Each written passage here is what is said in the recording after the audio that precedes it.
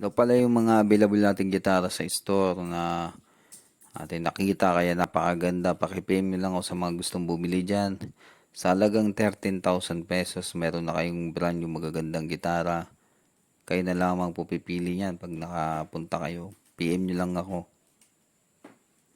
Hindi kayo magsisisi sa inyong bibili na gitara. Napakagaganda kaysa sa mga online o kung saan kayo bumili ito.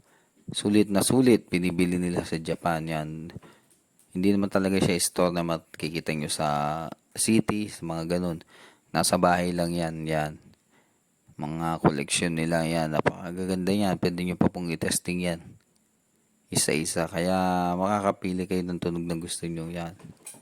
May mga Stratocaster dyan, Les Paul, iba-iba pa mga tatak. Chord, yan.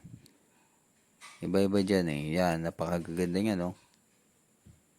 Hindi sayang yung pera na binili nyo. Kaya PM nyo lang ako sa mga gustong bumili dyan. Yan. Yan, may US brand dyan. Ito pala yung may-ari. Yan, tinetesting niya yung halimbawa ng mga nakasabit doon. Yan, napakaganda ng tunog. Kaya PM nyo lang po ako at salamat sa panonood. God bless po sa inyo.